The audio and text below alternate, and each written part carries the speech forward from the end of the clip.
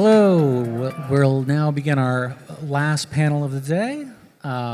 Thank you so much for sticking around, those of you who are here. I'm Philip Luck, I'm the director of the economics program at CSIS, and it's my absolute pleasure to welcome our final panel here today. We have Jane Nakano from CSIS, we have Jaclyn Kellon, the director from the Semiconductor Industry Association. We have Celeste, from the Chief Operating Officer from the IT Business Processing Association of the Philippines. We have Dan Lachica, from the President of the Semiconductor and Electronics Industry Association of the Philippines, and David Abraham, the lecturer from Boise State University. So, as the President mentioned this morning, it's interesting times, and we've talked about all sorts of dimensions of that interest, from the geopolitical, to the economic, to the trade, to the maritime. And now we're going to be thinking about how interesting the world is from a partnerships and technology aspect. So this is a really exciting, and I'm really happy to be able to end, hopefully, on something that'll be a relatively positive note, because we'll be talking about partnerships in these important and leading technologies. So we'll start with allowing our panel to provide some opening remarks about their area of specialization and where the partnerships we can see progress between the Philippines and the United States in their sectors. So Jane, take it away. Thank you so much, Phil. Hi, good afternoon. So I was very excited. I have been quite excited to hear energy mentioned several times. And energy is something that's really, I consider it to be really the lifeblood of the modern economy. And, ensuring the nation has, or any nation really has, a secure and uninterrupted access to affordable energy is really something that the government, has important task of, it's an important task. But this requires some balancing of different considerations. Things like, affordability, environmental consideration, that's also important, whether it's the local air pollution or, climate change. Also, foreign policy implications is another very important consideration. And often there have been a lot of trade-offs among these, considerations. But I think, the advancement in energy technologies has really helped alleviate some of these trade-offs that have been difficult at times. And, there has been a variety of clean energy technologies that are now available. And many of these advance both sort of environmental and climate type of, decarbonization benefits, as well as energy security. And as you might have been hearing, the United States government under the Trump administration has really prioritized fossil fuel exploration and production from day one. The very famous executive order unleashing American energy has captured a lot of attention of different stakeholder communities across the world. And also when the administration talked about their desire to have energy dominance, it also, they sort of defined energy dominance as something to produce more energy, but that is to also underpin this sort of a geoeconomic AI competition, especially with China, which I thought was quite interesting. And you probably have also heard that things like wind and solar, renewable resources, have been deprioritized. But at the subnational levels, we still see, over 30 out of 50 U.S. states have renewable portfolio standards. There are a lot of states within the United States that do see in their benefit economic, energy security, but then also, environmental benefits to keep investing, keep deploying, and also developing some of these technologies. Just quickly, globally, when you look at the clean energy investment, it's really growing. In 2022, for the first time, in the history, the global investment in clean energy surpassed $1 trillion, and really the same level of investment into the fossil fuels. And within the subsequent 2 years, it more than doubled. What I'm trying to say is that clean energy and energy technologies are now a huge area for investment and for economic activities as well. And here in the Philippines, I think clean energy and energy technologies have huge potential to really address the country's energy security needs, but then also to strengthen its economic position. I understand that there are some key energy challenges that the Philippines is trying to address. Things like high import dependence on foreign fossil fuels. Roughly speaking, I think 60% of the primary energy supply comes from fossil fuels, and there's a variety of countries that you import oil and also some gas, but then also coal from. Also, I think the power supply is quite carbon intensive, about 60% coal. Also, there's a grid issue or the challenge. The reliability could be improved. I think there are a couple of scholars on yesterday's panels that mentioned the challenge of having disruption, and it does actually matter. It does affect the economic productivity. Now, I think the great news is that the Philippines does have a very strong plan to start addressing these challenges. The renewable energy is to really increase from current level roughly a third to as much as 50% in the power generation mix by 2050. And although it's not part of the renewables, but nuclear is a clean energy resource, and I understand that the Philippines has a plan to commission at least 4.8 gigawatts of potential capacity by 2050. These are the areas where the United States would be a great partner for the Philippines. And I think the partnership with the Philippines, of course, will aim to turn the Philippines' vision into the reality. But it's also important for the United States too. It's not just sort of a commercial gains. It's also about the economic security and economic ties between the two countries. And also for some of the energy technology areas like nuclear, it matters who you choose to partner with.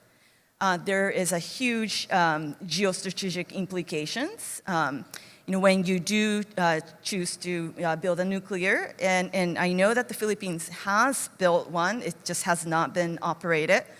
It takes not just the construction phase, but also maintenance and refueling. And it really becomes this 100-year, multi-decadal, but also really 100-year partnership. So I think there's a huge potential between the two countries. But let me stop here, and very much looking forward to the conversation. Good afternoon, everybody. First, I'd like to thank CSIS for the opportunity to speak to you all today. This is my first time in the Philippines, and I was very excited for the opportunity to come. I do wish I had more time to explore, but I hope to be back to take advantage. My name is Jaclyn Kellon, and just to briefly introduce myself and my organization, I am a director of global policy at the Semiconductor Industry Association. We are a small but mighty trade association based in Washington, D.C., and we represent 99% of the U.S. semiconductor industry and nearly 2/3 of the global semiconductor ecosystem. We were founded in 1977 and have been the voice of the U.S. semiconductor industry ever since. Our mission is to advance government policies in the U.S. and globally that advance our industrial growth and unite our industry around common challenges. I must say that it is remarkable the amount of focus that semiconductors have come under lately, and our supply chain specifically, for good, bad, what have you. There is an immense amount of focus on our industry right now. I must also say that our supply chains are some of the most complex and globally intertwined. There are also few industries that are as strategically important as semiconductors. They simply are in almost everything. Cell phones, computers, they underpin the AI boom that is happening right now. Semiconductors are critically enabling to the critical and emerging technologies that we are all excited about and use daily. To take a step back, semiconductor production is broken down into 4 main steps. There is the research and development of new semiconductor technologies. There's the design of chips. Then there's the manufacturing of those chips, or what we call wafer fabrication, or fabs. And then lastly, there's the packaging of those manufactured chips into packages that then ultimately go into products like your cell phone or your computer. And the Philippines has a vibrant semiconductor and electronics manufacturing industry, with electronics and electrical products being the largest export industry. And most of these exports are finished semiconductors that are then incorporated into electronics products, which then highlights the importance of the Philippines' key role in packaging, or ATP as they call it, having a 5% global market share in that sector. Now, as AI expansion continues, that means there is a heightened and increased demand for all different types of semiconductor chips, which means that there is an opportunity for the Philippines to expand its semiconductor footprint globally. And President Marcos has recognized this as well. In July, when he visited DC and met with President Trump, this SIA, our organization, was the only industry group that he met with, highlighting the importance of this industry to the US and Philippines relations. Yesterday, I met with the newly established Semiconductor and Electronics Industry Advisory Council and learned a lot about the semiconductor roadmap that the Philippines is putting together in an effort to revitalize this important industry.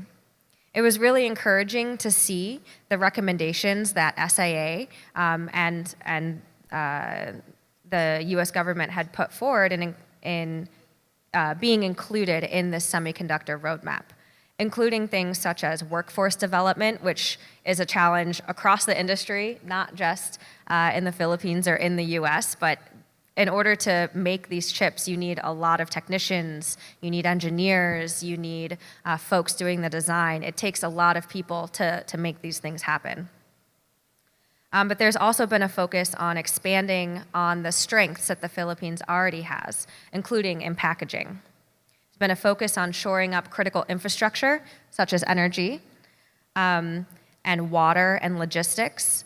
And crucial, most crucially to that, I would say, is energy. And I've heard a lot from the past couple days about the need for reliable energy. Even a short power outage in our industry can take machines offline for hours or days, and that is really detrimental to the industry. And then lastly, it's been really encouraging to see the inclusion of private sector and industry experts to help advise the government as they develop this roadmap and policies that are designed to reinvigorate the industry.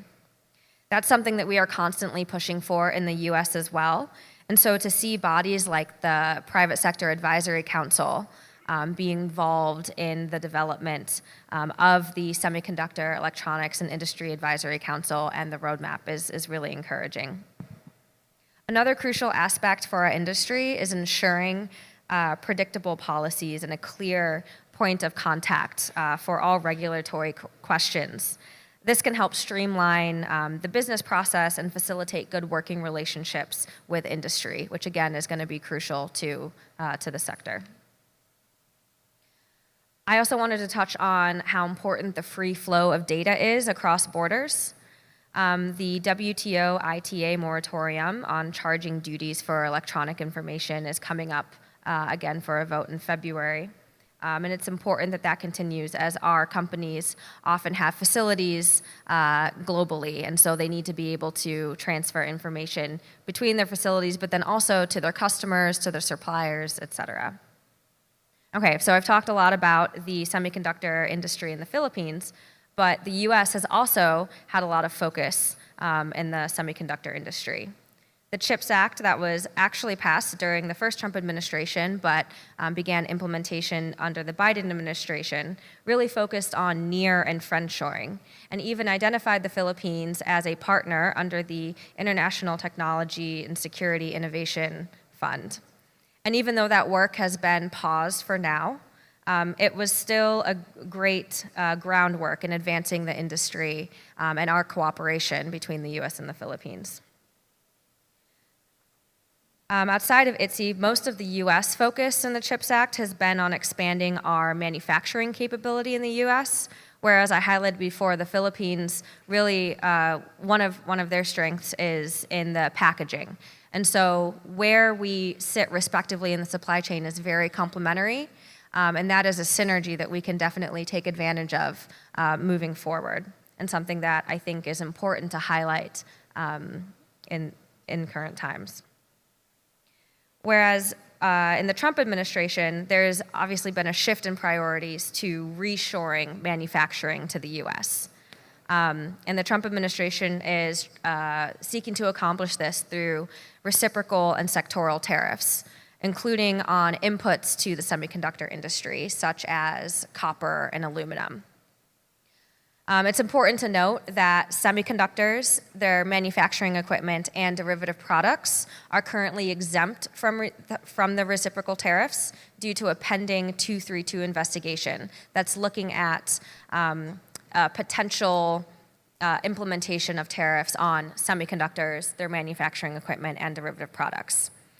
I fully anticipated that I would have to update my remarks and that the results of the investigation would be announced while I was here.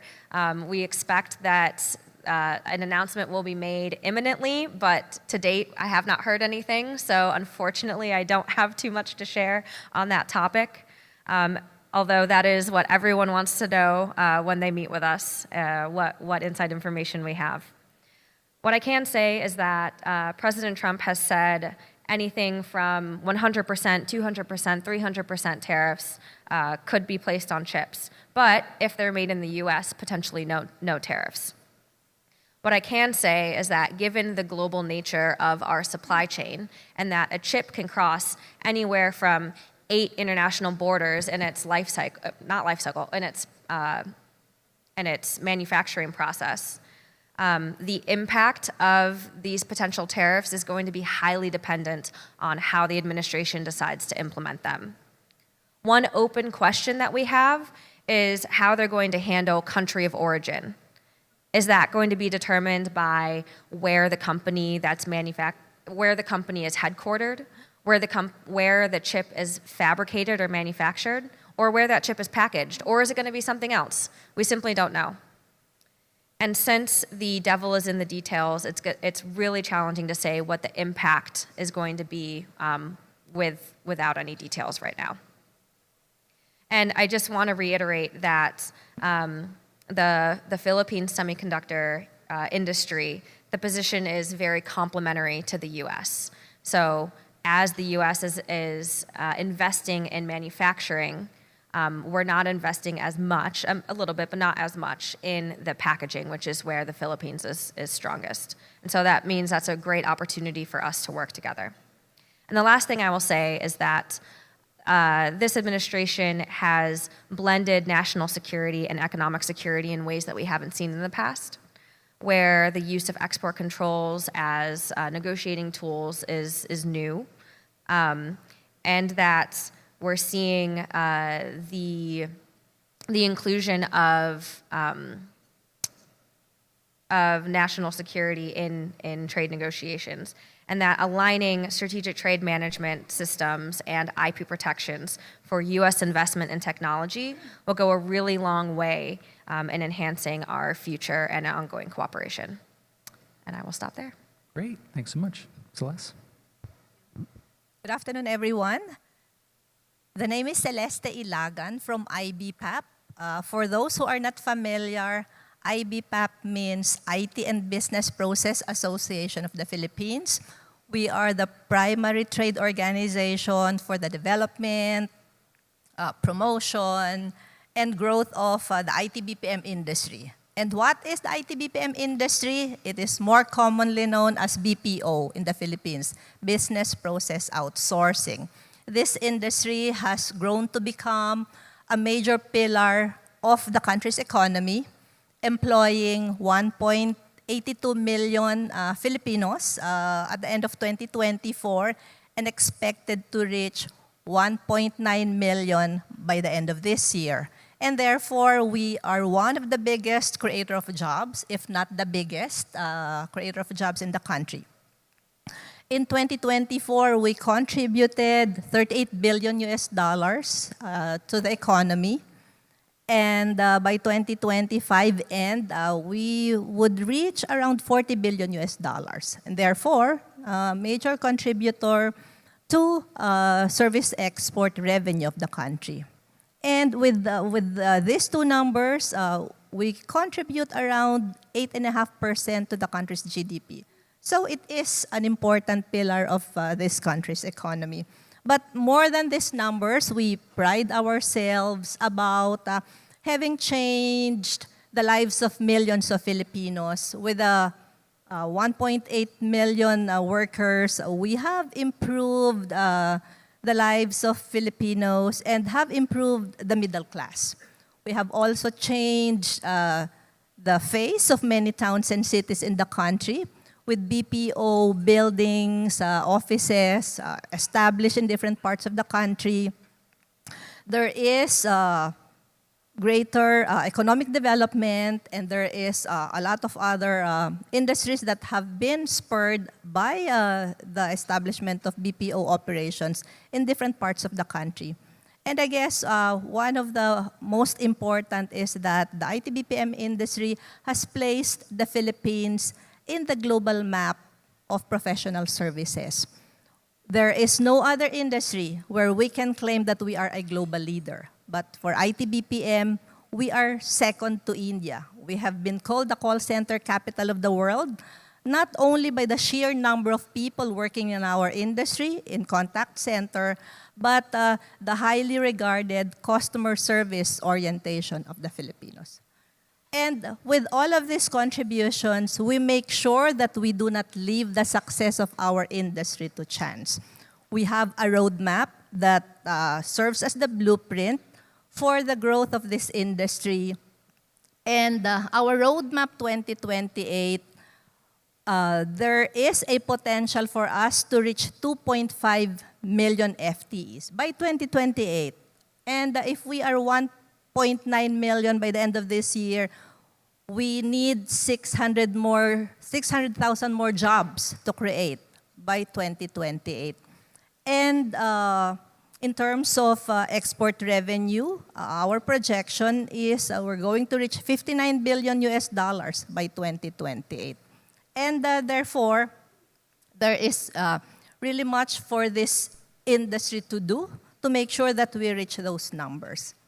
But the growth of the industry is also fraught with challenges, internal and external. Internally, there is a huge skills mismatch. In terms of the graduates produced by our schools, they do not have the qualifications that are required by the industry. There are also challenges in ease of doing business, particularly working with the local government units, and also a growing threat because of cybercrimes. These are the internal challenges that we face. Externally, there's of course technology, the rapid pace of technology advancements, automation, AI. I'm sure you have a lot of questions about it. This has been said to wipe out the IT-BPM industry, that AI is there to replace the contact center agents. But we are using AI.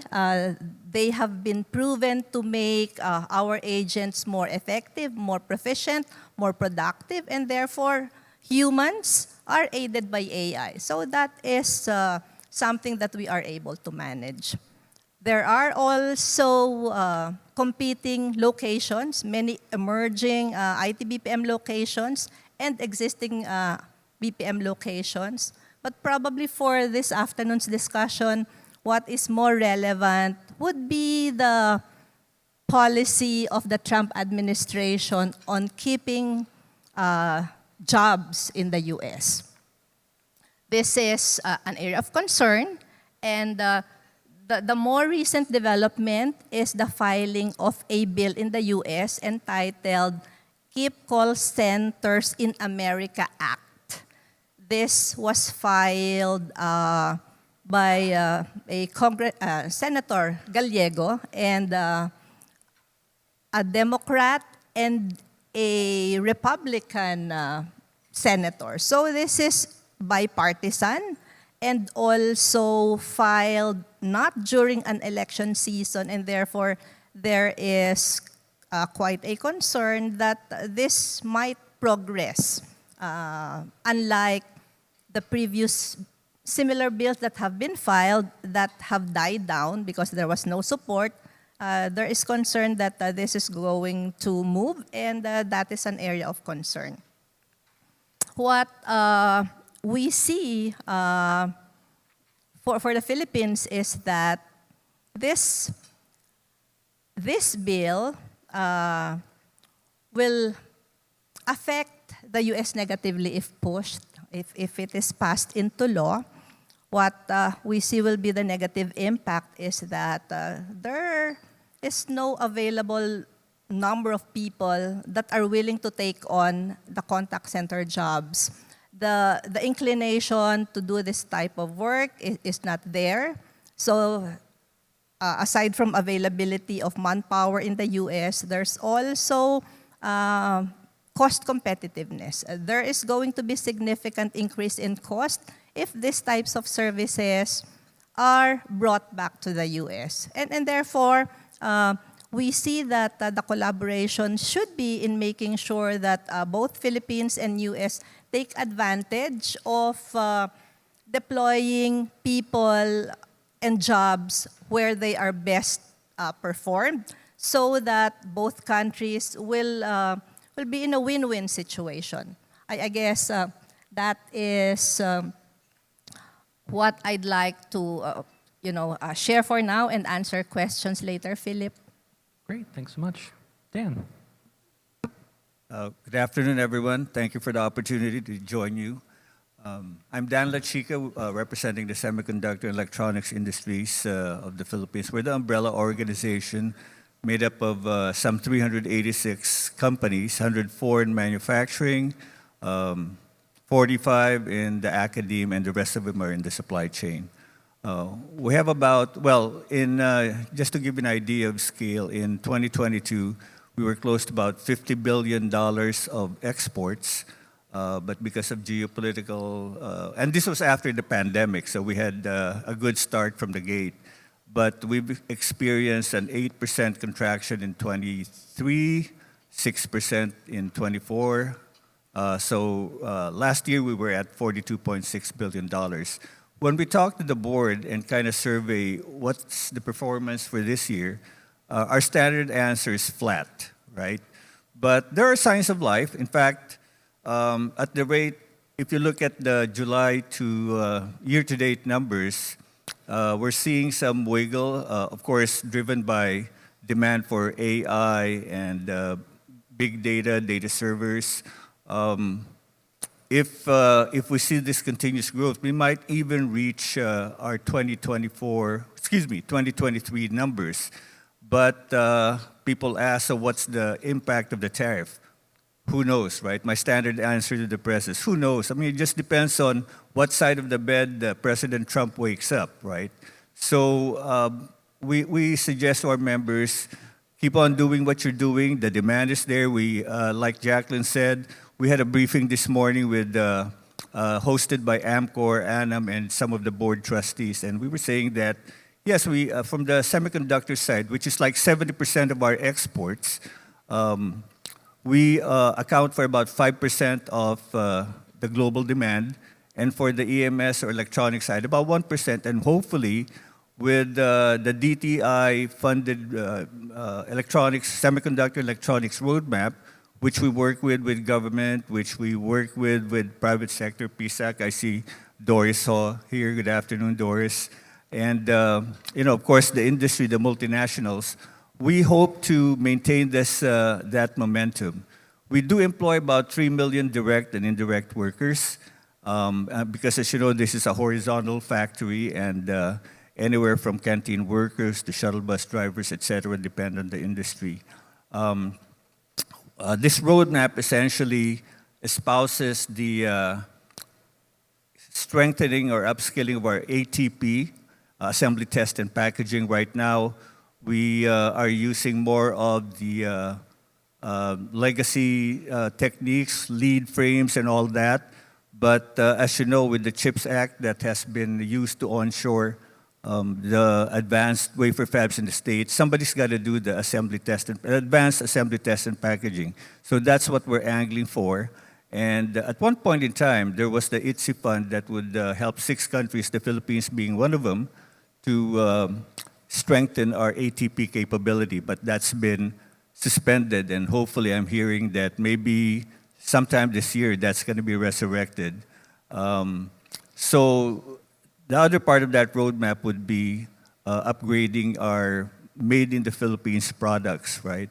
And then also our IC design, moving up the value chain, so to speak. We have about half a dozen IC design companies, and so the roadmap essentially would include providing what they need to grow that.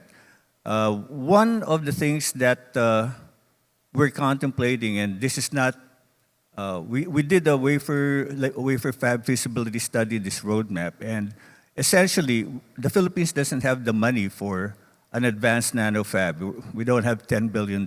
We don't even have $100 million to put up a commercial wafer fab. But our aspiration would be to have like a lab scale fab to get started. As I tell people, you can't run without learning how to walk. So this would be tabletop models to get us in the game. Maybe creating devices into the 20 nano, if not 15 nano range, working with the government and also the universities, the academe, to provide that capability. I mean, we're not going to be able to catch up with India or Vietnam right away, but we got to start somewhere. So that's one of our aspirations. SAPI has a lot of international partner organizations. We have, I think, 12 across 8 countries, and what that does really is facilitate technology exchange and events, promoting events and the like. And so the goal really is, since we don't play in just the domestic market, to expand our reach, to expand our capabilities globally. And in terms of our members, most of them are in Calabarzon, NCR, and in Region 4A, but we do have about 11% of our members up north, specifically in Baguio and Clark, and 9% in the south. You heard some of the problems we kind of shared with Jaclyn earlier. Power is one of them. We're, one of the most expensive cost of power. And that's just the cost of power. As you know, if you work in a clean room, in a wafer fab, or in an ATB fab, 2 millisecond glitch will not only kill devices, but create hours, if not days, of recovery time. And so we need to address that. We also need to address the high logistics costs, and hopefully the Luzon Economic Corridor will help alleviate that problem.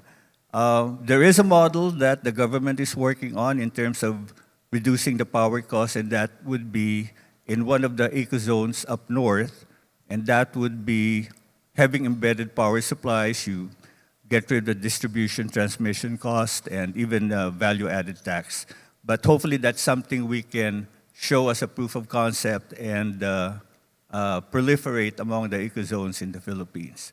So I guess, in terms of promoting the industry, we do have our Philippine Semiconductor Electronics Convention and Exhibition, October 28-30. We have 5 international pavilions coming from China, from Taiwan, from Singapore, and other countries. So I'll stop there. I'll give the mic to David before we run out of time. Thank you. I'm honored. I think I'm the last panelist to be speaking at the event, so thank you very much. My name is David Abraham. I've been in the critical mineral space for the past 15 years, advising companies, working alongside governments, and providing investors with advice in the space. In Washington, D.C. right now, we are at peak critical minerals. There is so much attention right now on the space. People are asking very specific questions. What do we need to do today so that we can get out of China's stranglehold on, for example, rare earths? It's as if we just need to check a box and we can move on. But supply lines are not like trade policy or AI, where decisions that we make today can really be affecting things weeks, months ahead. The supply lines are slow. It's like saying, what can we do to solve climate change today? This is not a box-checking exercise, it's a process. And I feel that we're trying to make decisions way too quickly to change things. And this inability to move quickly could doom us. And what do I mean by doom us? In 2010, I was working in Japan in their Ministry of Economy, Trade, and Industry, and there was a little international challenge over some islands, and not too far from here. And China withheld rare earths to Japan. So we knew that there was this challenge because China had clarified the resource struggle. A few months before, they had already reduced some exports. So there was already some export controls that China had in place. And over the next couple years, the world focused on trying to find new sources of supply and realign supply lines for rare earths. In the past 15 years, nothing has really changed. The supplies still rely on China to produce globally, and China produces a lot of, and China demands a lot of the resources. Both things are very important. So really quickly, what are critical minerals? Because they are not minerals that are critical. Because for everybody who buys a mineral, that mineral is critical. Copper, nickel.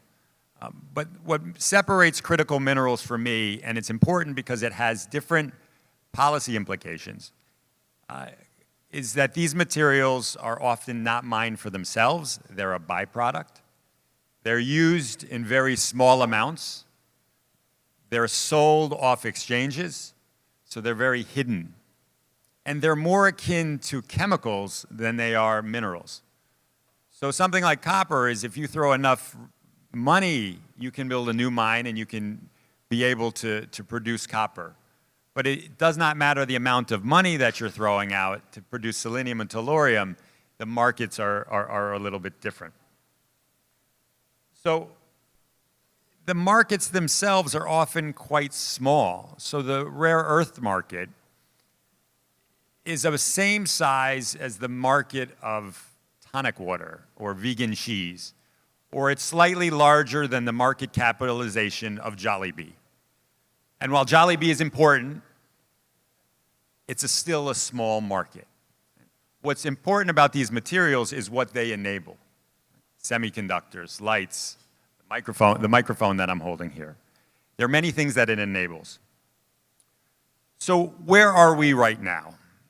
And I'm going to go back to the rare earth market. Not that rare earths are the entire set of critical minerals, but they're the ones I know best and easiest to explain. Now, many in the industry, in the news, in the government talk about China produces 90% of the world's rare earths. They process them. Now, they also consume something like 75 or 80% of those resources, so it does make sense. And people say, well, this is the challenge we face. We got to change this dynamic. And I would argue that that challenge is probably underestimated. The reason why it's underestimated is we have a whole generation of scientists who have no experience. with the production of these materials. We don't have any investors who understand these materials, and so much so that when I go to, remember going to China in 2013. I went to a rare earth industry conference in Guangzhou. There were 2,000 rare earth scientists, industry officials, government officials. There was no such conference in the US because it would just be gathering of about 5 or 10 people. So we don't have the people. We don't have the equipment. The equipment is made in China. The equipment that makes the equipment that's necessary to process materials is also made in China. The production of 1 ton of, for example, dysprosium, which is not made outside China, would need an entire new supply line built to produce that. So you would have to spend billions to do that. Where to produce 1 more ton in China would cost just operational costs.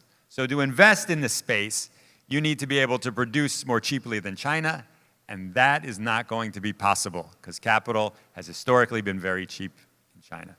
So there are a number of challenges that we face. Now that doesn't mean we should stop, but we must understand that there are tremendous obstacles in the way to be able to produce.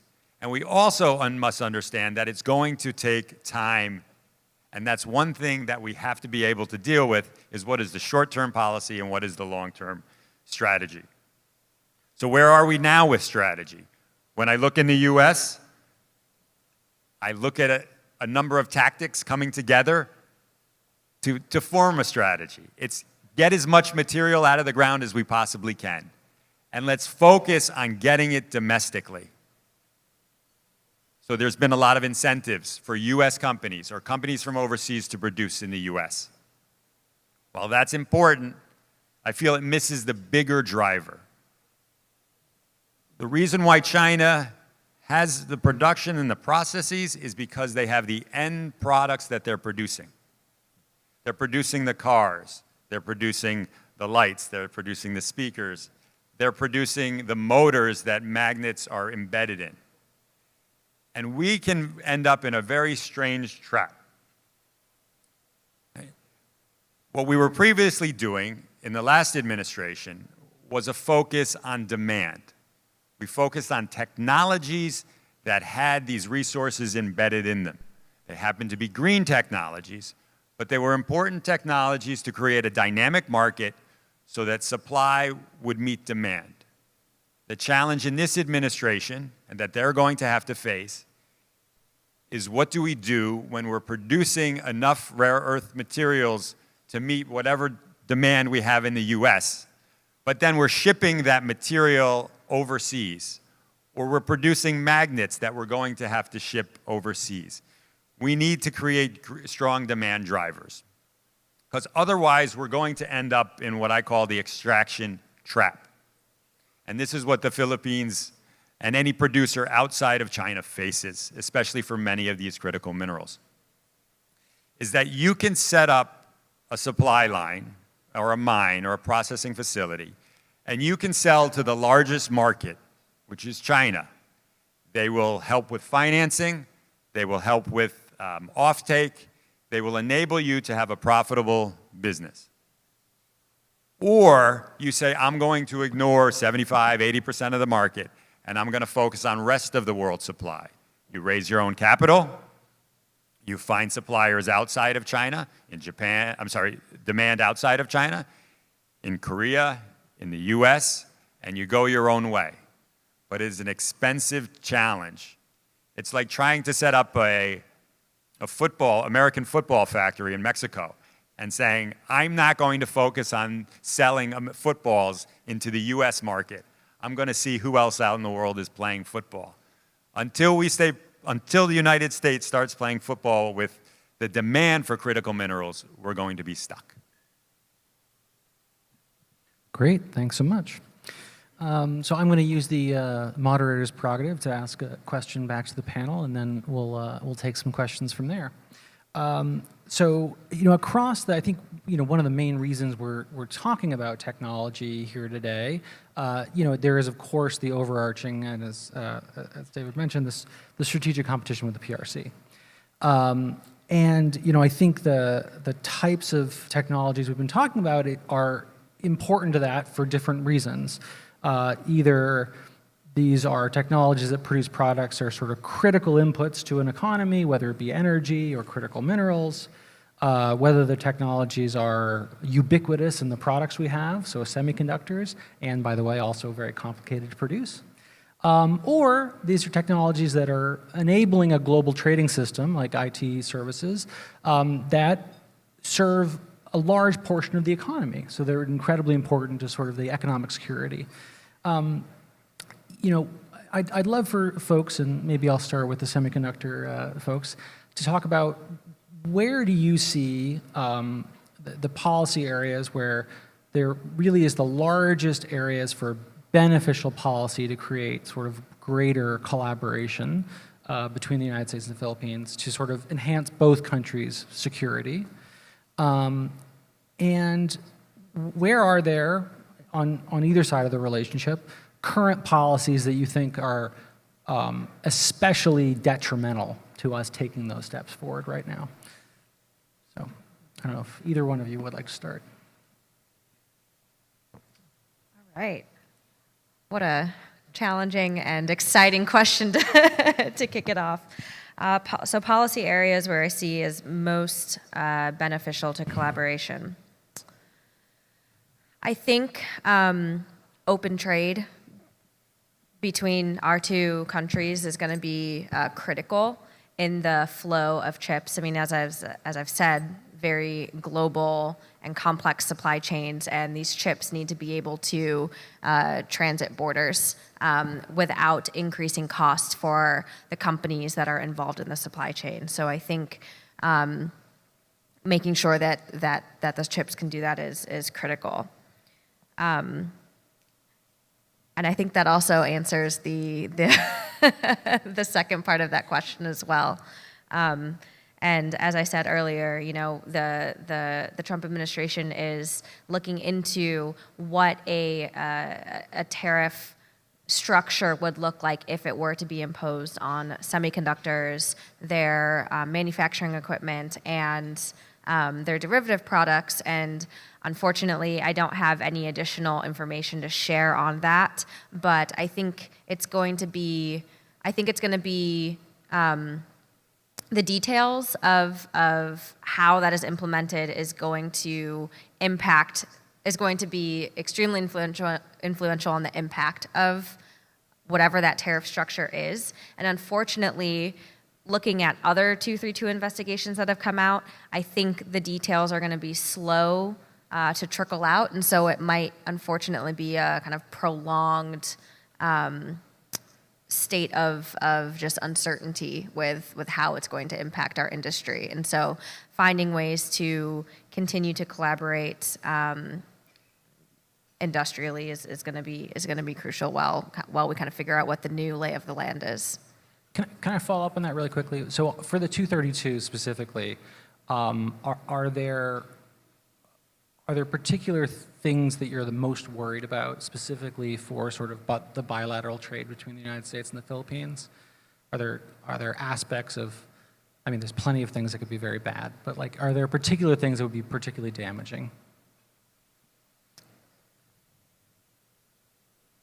I think there's a number of things that could be damaging. On the U.S. side, what we have tried to make sure that the administration understands is that if we want to reshore manufacturing to the U.S., it behooves us to not make that more expensive by putting tariffs on the equipment that we need to fill these facilities.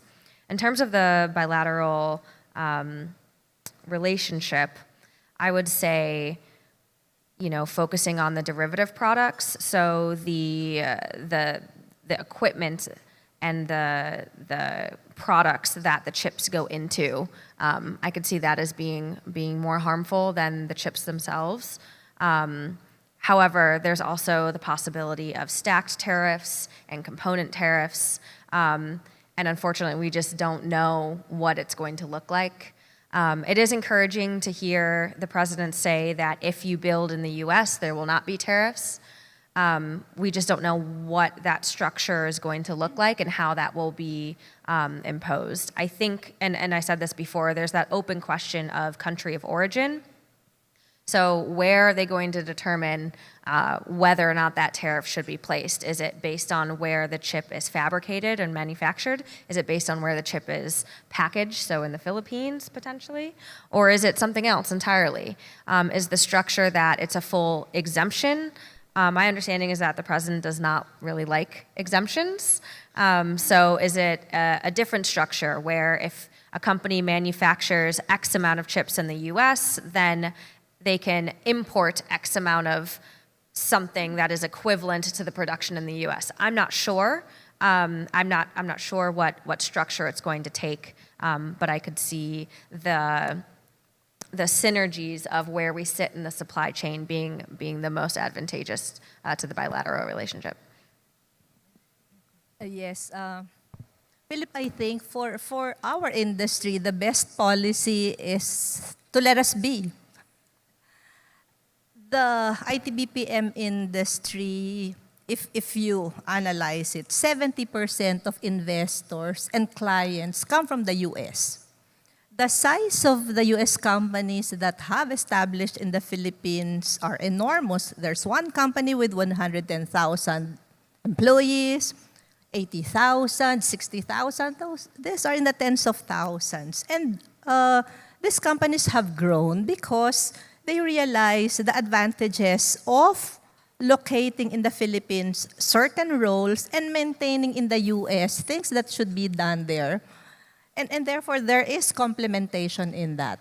If status quo is maintained, I am sure both the Philippines and the US will benefit from it. The bill that I mentioned about, we call it the Gallego Bill. And what it proposes to do is that companies that will offshore contact center jobs, at least if it's at least 50, will need to register with the Department of Labor and all of those other things. But the kind of penalty is that these companies will not enjoy grants, incentives, benefits from government. I would assume that these companies will really just weigh their options in terms of where they will be better off. Even if they don't get grants, for example, in the US, but if they are not able to hire the people that they need for the jobs that are needed to service their customers, they will go to the place where they can find it. And Philippines is just one of the many locations. I was speaking with one of the bigger banks. I told him about the bill. He didn't know about it. And he said, oh my God, we have 20,000 in the Philippines and 75,000 in India. 100,000 jobs to be brought back to the US. That's not possible. And therefore, maybe just let the industry be. And we will make sure that we utilize the best of technologies, the best of our people to be able to provide the service that we are known for as an industry. So I guess for us, if we are able to get some people in the US to support that this bill not progress, and there are opinions about it not being able to progress. However, if it goes through the executive route, it is a different story. So, it's very fluid. We are monitoring the situation. Great. Excellent. Dan, did you want to add anything? I would say let's try and not make things more difficult. So, for example, if there is a facility in the United States that's using critical minerals to produce batteries, and a foreign investor had come in to build this facility, maybe public raids of such institutions shouldn't happen to thwart new investment into the space. Or when China has told the world 15 years ago, so 15 years ago, we were coming out of the financial crisis. For those who, we had Obama in the White House. This was the time where, for different cultural reference, Flo Rida, the club couldn't handle him at that point. And there were a lot of things happening that have no relation to what's happening today. But they told us at that time they could cut off resources. And so for 15 years, we didn't do anything, and then we started to provoke them with trade wars.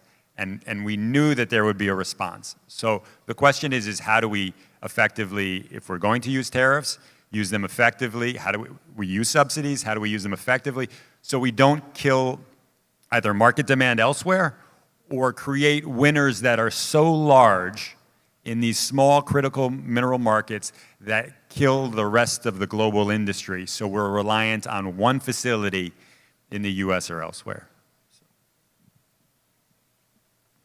I think it was about, 6, 7 years ago, there was talk about onshoring call centers back to the US, right? That didn't work out. Why? Because, sorry to say, but I think not many locals or Americans are willing to do the job. When I was working in Silicon Valley, I would work second shift or third shift. 60 to 70% of the workers were Filipinos.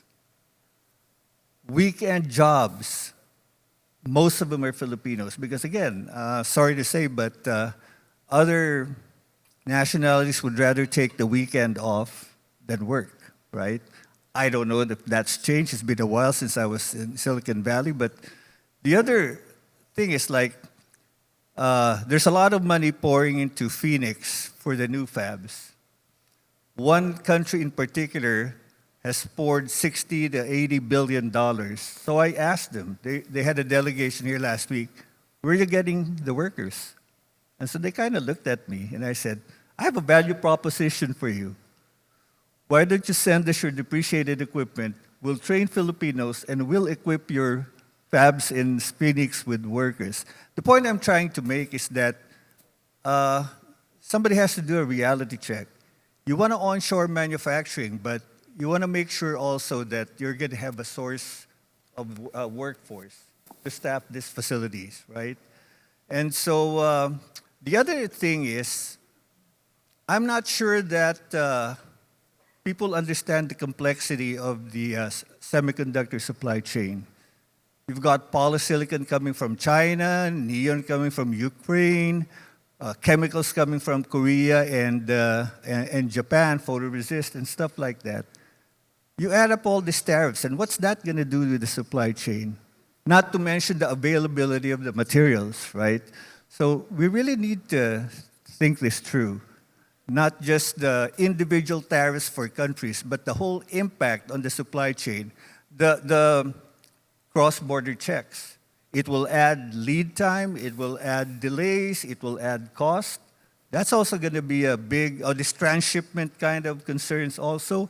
It's just going to throw a lot of complexities, delays, and higher costs. So we really need to think that through. Great, thanks so much. Jane, shifting to the energy industry, I mean, where do you see sort of the biggest opportunities for really fruitful collaboration in energy issues? Yeah, thanks. So I've already mentioned nuclear being, that's something really high on the radar between the two countries. And, the United States is really innovation leader in this space. They're both in small modular, but also large scale that the companies are designing. Even within the small modular, some are, like light water reactor based. Others use advanced fuels. So there's a variety of reactor designs, and depends on the end user. You can really choose what's best for your industry. It may not be just for the electricity generation.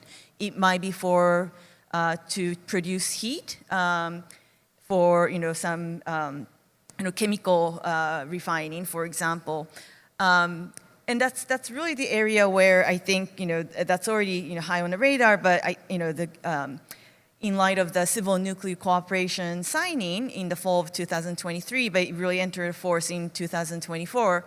I think both sides have a lot to really start discussing. And from what I understand, I think there has been much I guess the regulation has been worked out in the Philippines, and I think IAEA had a very successful visit, and there have been many sort of suggestions that the IAEA, International Atomic Energy Agency, has made that the Philippines has taken into consideration and working on. So that's one area. And by the way, before I forget, I think to some extent, I really like some of the comments that were made yesterday. Sometimes it's not sort of the U.S. technology versus Chinese technologies, but I think when it comes to something like nuclear, it's really important for the United States and really like-minded countries that do want to see the rule-based world order, but also really the competition, market competition, to really cooperate and have sort of a nuclear technology to be, to really benefit the world. Just two other areas. Geothermal is actually also very important for the Philippines. The Philippines is already one of the top 3 countries in the world, that do use geothermal quite a bit. It's already about a third of the renewables supply for the country.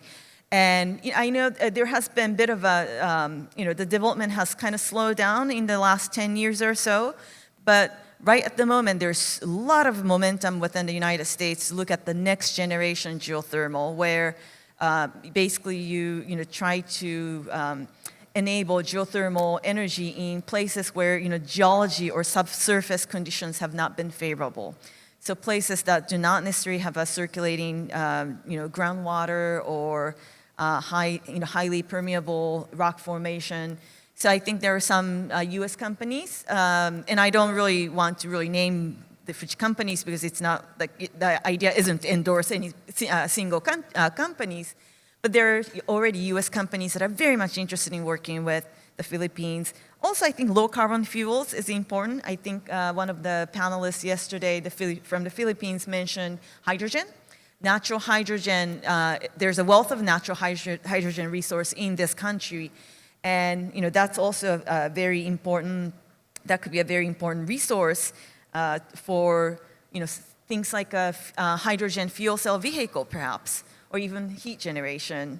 And I guess quickly, if I may, just going back to the energy requirement for chip making, energy is so important. It's not just the volume, but it's also quality of energy or electricity.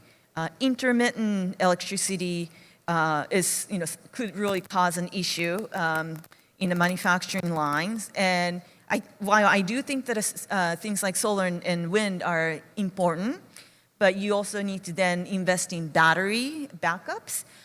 In the United States, there's huge interest in small modular to be able to meet the growing requirement from data center build out, but then also to operate AI.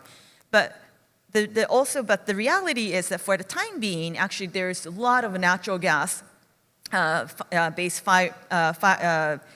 thermal power generation that is trying to meet the needs. But I think in the mid to long run, it's much more nuclear. But at the same time, I do not want to discount the importance of also energy storage technology, so that the countries and the industries like chip manufacturing can really really fulfill its potential. Great, thanks so much. All right, we have about 20 minutes to take some questions from the audience. So if you raise your hand, we see one right over here. We'll get a mic to you.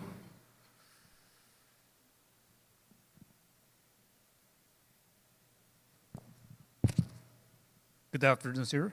Good afternoon to everyone. I am Sergeant Major Bulyanday from the Armed Forces of the Philippines, affiliated with the Philippine Army Corps of Engineers. And currently student of Masters in Information Technology and Masters in National Security Administration at the National Defense College of the Philippines. So I am interested with this topic on emerging technology, but I have a question with regards to a deeper emerging technology that no one has talked about. I am referring to the quantum computing as an emerging technology, but also it is an emerging threat to national security. So let me explain what I am talking about for the benefits of our audience here. So I can explain that with a coin, a dollar coin or 1 peso coin. So when you toss up your coin and reaches the ground, there are two possible things result. It's either heads or tails. But with the use of quantum theory, we can tweak this this coin, so that it will resort to another.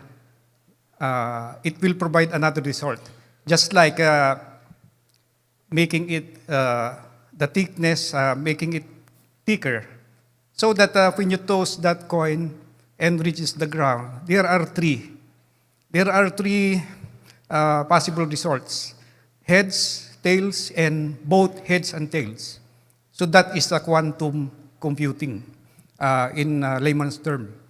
What I mean is that quantum computing is a threat to national security because first, they can process data at the same time, more efficient, faster. Just like in 2019, Google test its quantum computer loading a problem that can be solved in 10,000 years using classical computer, the computer that we are using. And by using quantum computer, that problem that should be solved in 10,000 years is solved by the quantum computer in just 300 seconds. So what is the implication? Number one, what if you have password that can be cracked in 10,000 years? That is a very long password. And with the use of quantum computing, it can only be decrypted in just 300 seconds or 5 minutes. So my question here is, how does your companies align with the emerging technology, such as the development of quantum computers as an emerging threat to national security?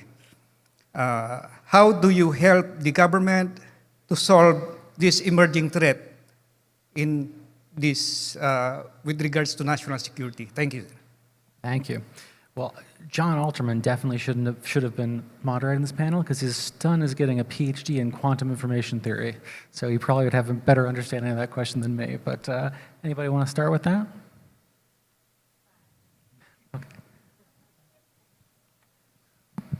Quantum computing, I'm not sure how many are familiar with it, but essentially it uses qubits as the mode of computing, right? So you're right, you can have the traditional 0, 1, or a third factor, right? But I don't think it's fair to say that companies are completely ignoring that. to be able to generate stable qubits, to be able to generate stable operating environment is a big challenge. You need near zero temperature and very stable temperature. So I think companies like Google, Microsoft, countries like Japan, and the United States definitely are working on it. In fact, last year, or this year, early this year, in January, there was a Philippine delegation that went to IBM in San Jose, and also another company in Microsoft to look at their quantum computing technology. And I know DOST for a fact is working on that technology too. So there is some work to be done, but needless to say, there's, as you said, it's an emerging technology and people are investing money, a lot of money on it. But I would be surprised if we don't see significant progress in the near future. So it's there, it's under wraps, it's a lot of challenges, but it's going to be a technology that's going to be worthwhile working on and using for industry and for countries. Yeah, I think there's a lot of excitement around quantum and its capabilities, similar to AI. I mean, AI is obviously a lot further along than quantum, but I would say they're pretty high on the hype curve right now, and that will start to shallow out as the realities of the technology become more apparent. Right now, there's, I think, don't quote me, but I think there's about 6 different types of quantum computers or of quantum technology that are being explored, and it's unclear. We just don't know which one is going to be the one that ends up being the most prominent.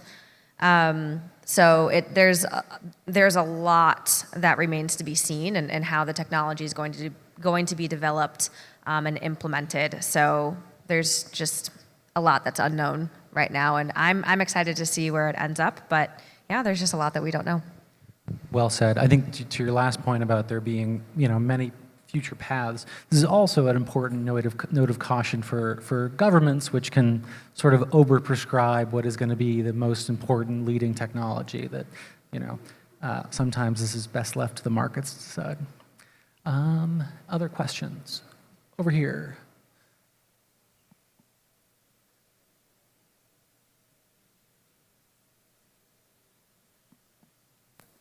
Hello, good afternoon. My name is Jose Alberto Jimenez III. I'm currently a master's student in history, but I also work in the education sector. So my question is maybe for all of our speakers, because we can be able to say that in the Philippines, there is a high incidence of underemployment, as ma'am from the IT-BPM industry had said that there's a mismatch.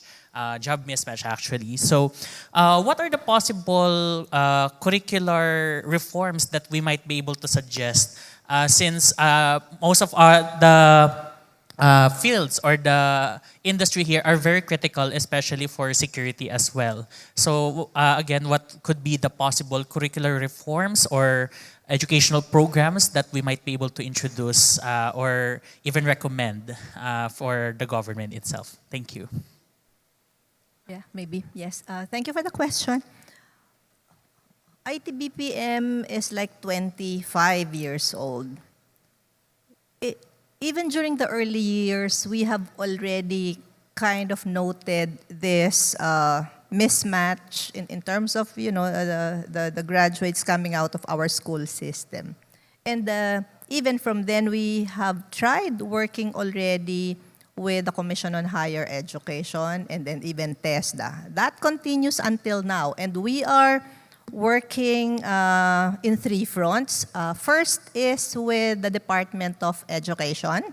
One of the major initiatives that we have proposed is for the DepEd to expand their senior high school immersion. It is now 60 to 80 hours, and we believe that is not enough to build any kind of skill among the senior high school graduates. And we proposed an extension to around 600 hours. And that would really be like the last semester in senior high. And the IT-BPM players are willing to take in immersees and treat them like they're, new joiners, teach them foundational skills, product skills and all that. So when they kind of graduate from the immersion program, they may be qualified already for jobs in the IT-BPM industry.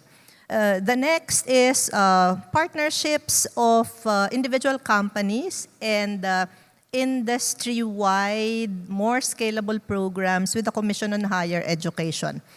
We've tried developing a course for IT-BPM, but we didn't have a lot of takers. I guess schools will only offer the course if there are takers. So what we have kind of done is to try embedding certain elective courses in the more popular courses like business management. We hire from various disciplines. And that is ongoing now. Micro-credentialing is the biggest push now. We're trying to get both private sector and public state colleges and universities to offer micro-credentialing courses which are developed by IT-BPM experts. And third is working with TESDA for upskilling and reskilling.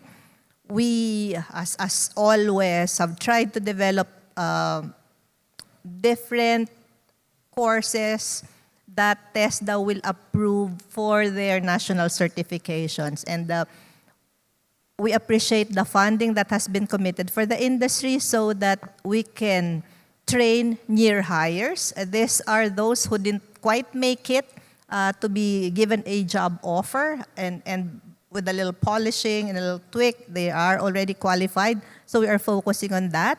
And also upskilling and reskilling of existing workers for digital skills. So there's a lot that is happening to make sure that our graduates and out-of-school persons and also students are equipped for jobs of the future. Well, this situation that we have right now actually is exacerbated by the fact that once we train our experienced workers, they go overseas. They become OFWs because they're hired by different countries. I mean, you go to the semiconductor and wafer and electronics fabs all over the world, you'll see Filipinos, right? Probably if Alaska had one, you'll see one in Alaska also. So it's imperative upon us to really shore up, just like the IT-BPM industry, in these three fronts: the basic education, the technical education, and higher education. And we're really elated to see the new leaders take over these respective organizations. From a DepEd perspective, we're looking at the Philippine Qualifications Framework in terms of looking at national certificates moved down, NC1s, NC2s, down to the senior high school level, so that for those who are going to be graduating from senior high school and would be interested in working as operators in the industry, then we would have subjects that would give them the skills they need. And for those who want to work as technicians, that comes with the courses for apprenticeship, at least 6 months, so that they can have not just the basic skills, the theoretical skills, but the practical skills for troubleshooting. So that's in the works. And as far as the TESDA, the TechVoc institution, Celeste mentioned micro-credentials, but we're also looking at the stackable courses and how to improve the content. It's not just a matter of providing the hours, right? But what are those hours going to be spent on? For example, I was in a full-day workshop last Monday with TESDA, and I was asking, okay, we're trying to train technicians. I'm sorry, I'm a Filipino. I like our national hero, but what does the life and works of Jose Rizal have to do with providing the technical skills? I'm not saying remove it, but can we put it in basic education, say in DepEd, for the grade school, so they can learn it there, so that they don't have to take that when they're trying to learn to be technicians. And I think that's one of their suggestions to take up to our education committee too. So it's going to take legislation to do that. For the Higher Education Institute, there was a disconnect between what the educators or what the colleges and universities expect the industry to do and what the industries actually need. So there was this skills gap. And our organization 13 years ago gave recommendations on how to improve the courses. And unfortunately, nothing much has happened, so we're looking forward to working with the new chairperson to provide this. And I guess I have to mention this, and Jaclyn knows this. It's really disappointing when I was with the USAID project to have this work skills development. I was the chief of party. And it was unfortunate that this AMDEV program was killed early this year.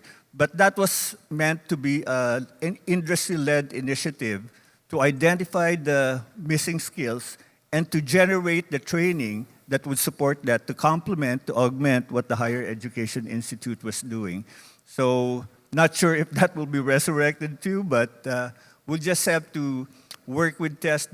They've got this new law, the EBET law, enterprise-based education and training, where companies, especially multinationals, already have these programs. They can be instituted as micro-credentials. They can be stackable if they want to go have a BS degree. So we're working with that also. And then the other thing that we'd like to improve is the concept that we need a professional PRC license to be an engineer. For the electronics industry, we don't need that, except for the person who signs the schematics for mechanical and electrical drawings. With process engineer, design engineers, even in Silicon Valley, we didn't need that, right? So hopefully, we will have a recalibration, and I don't know if we're going to be giving the electronics industry an exception, but something to be thought about. Let's not focus, what are the deliverables? It's not the PRC degree, it's the skills, it's the competencies. Thank you. Great. So I think we have time for one more question. I've taken one from each side, so one back here. Great.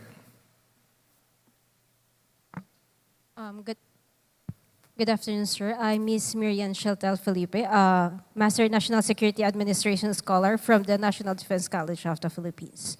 So my question is, in the context of China's technological and geopolitical expansion, particularly its integration into the quantum computing, the AI, and green infrastructure across the Indo-Pacific, how can states like the Philippines design the multi-vector technology partnerships wherein we can simultaneously advance the energy sovereignty, climate adaptation, and strategic deterrence while contributing to the normative architecture of regional digital governance?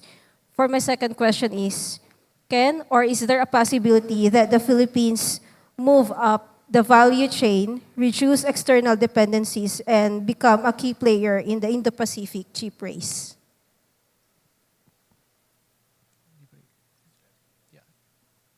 We have a bit of an echo here. Could you ask that again just a little bit slower? Yeah.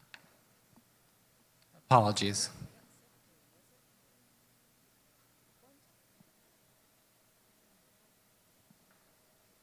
The first one, sir, or the second question? The first one? I think both would be great, actually. Oh, both. Apologies. Yeah, we can hear you better now, so. So my question is, in the context of China's techno-geopolitical expansion, particularly the integration of quantum computing, AI, and green infrastructure across the Indo-Pacific, how can states like the Philippines design a multi-vector technology partnership wherein we can simultaneously advance the energy sovereignty, climate adaptation, and strategic deterrence while contributing to the normative architecture of regional digital governance? So that's the first one, ma'am, sir. And for the second one is, can or is there a possibility that the Philippines move up the value chain, reduce external dependencies, and become a key player in the Indo-Pacific chip race? Excellent. Great questions both. Who wants to start?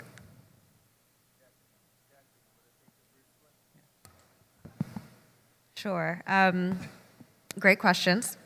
I'll touch on, I guess, possibility of moving up the value chain. I think that the focus on reinvigorating the strengths that the Philippines already has in packaging in the semiconductor industry is a great starting place and starting point. This is something you all already do very well, and there is a lot of room for growth. So in the semiconductor ecosystem, for a long time we've talked about Moore's law and the reduction of transistor size, and that as you put more and more transistors onto a chip, you increase compute power. Well, the thinking is that we are getting near the physical constraints of advancing the technology in that way. And so there's been a lot of development and excitement in the back end or the packaging side of getting more compute power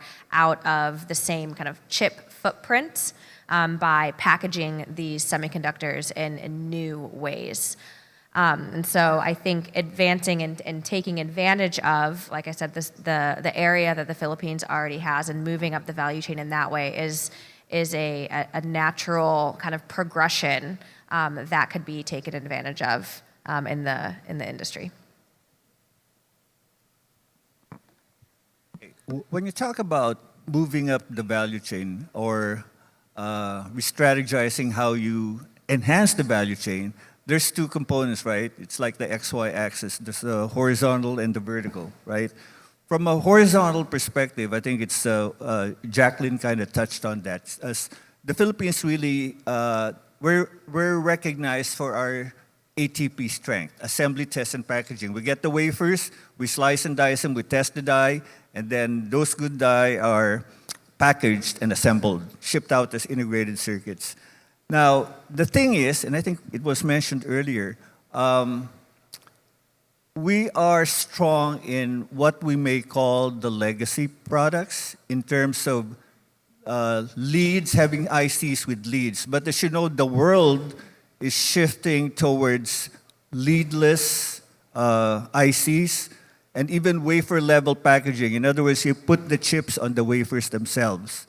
Not all the ATP companies here in the Philippines are ready to do that or are equipped to do that. And that's why, again, it behooves us to kind of work with the US for whether it's a ITSI fund or some other funding to enhance our ATP capability. So that's what I mean by the horizontal enhancement of the value chain. But the other would be the vertical. And so from ATP, you go up, and as I mentioned earlier, to integrated circuit design, where you design the chips, and also, after that, eventually, right now the IC designs are sent to foundries for processing.